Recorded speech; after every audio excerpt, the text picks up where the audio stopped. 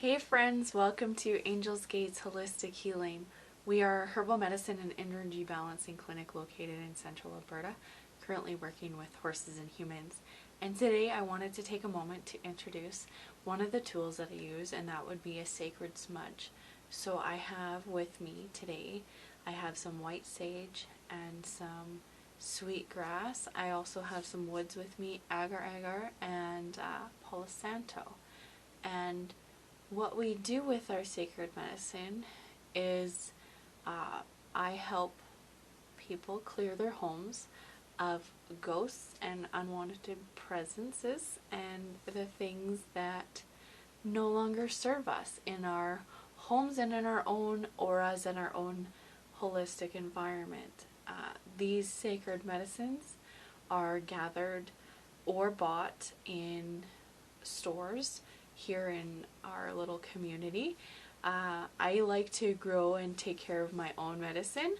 I teach smudge bundling workshops so I can take people out into the fields as well and help them learn to gather herbal medicine and use it to their healing advantages. So today I'll light the smudge and tell you a ghost story.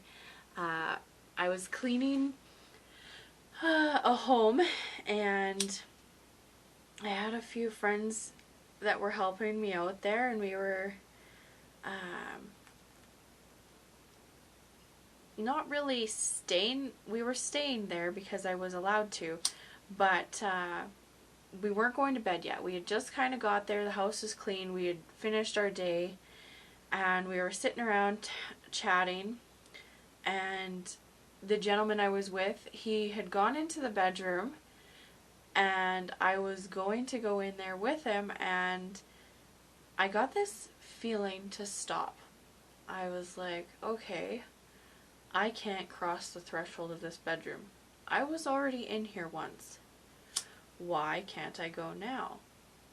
And my friend, she was kind of a medium. She's in a little bit of an intuitive. She can see, feel, and experience spirits as well. So she was at the kitchen table and she was watching me, and she's like, oh my God, move. And as she was saying that, I got the feeling, holy crap, get out of the way. So I stepped out of the door and I stood in the hallway, and it was a cool breeze. It walked by me and my hair moved. Went, and I went, holy shit, this is scary. So I looked over at my friend, kind of peeked around the corner. I said, did you see that? She said, yeah, come sit down. So as I was walking, she's like, run. Just run. So I ran to her, I sat down, I went, what is happening? We were in our teens. I just had my driver's license. That's how we got to this property. I drove. We're 16. That's how old we were. It was terrifying. I sat down at the kitchen table. I'm like, what is happening? Why can't I go in there? Who is that? I don't feel comfortable. And so the guy that was in the room, he's also an intuitive. He comes out, who's screaming? Like, nobody's screaming. He's like, no, I heard a woman say, get out here. Like, no, we didn't say anything. He goes outside. He's like, there's nobody out here. I'm like, okay, this is really scary. So the three of us sat down at the table and we had a little discussion. We're like, I don't understand what's happening, why we have ghosts here, or what we should do next, because I'm a little freaked out. I don't really want to go to bed right now. Was kind of our conclusion. So we had a little discussion. We asked the spirit to kindly tell its story and why it was there and what we needed to do to help each other to be able to coexist, and we could all go to bed and have a good sleep and kind of forget about it in the morning, but I didn't. We did end up having a good little chat with that spirit, asked him why he was there. He was just trying to protect that gentleman and keep him safe from anything and everything that could be who I was. And we had a little discussion that says, hey, he's on his own. He's his own choice and his own free will. He can choose to see who he wants to see, and if it's me, that's okay. But these two had both played with Ouija boards. I had never played with a Ouija board. Like, I'm supposed to be the good one. Why am I the victim here? But that ghost was trying to protect that gentleman from me and my energy. energy.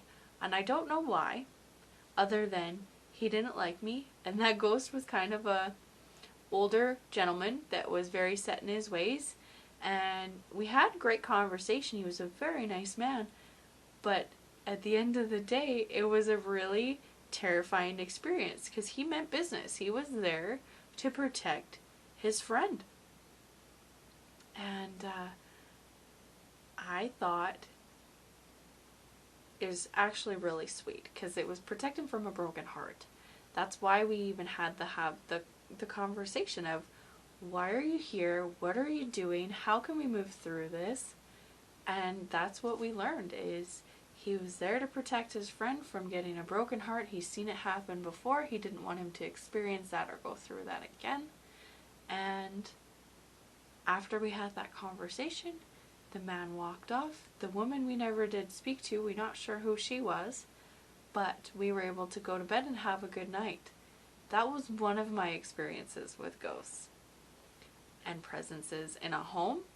That was very defining for me, and I really dove deep into my own personal feeling and intuitive abilities, and really connecting and speaking with the other side.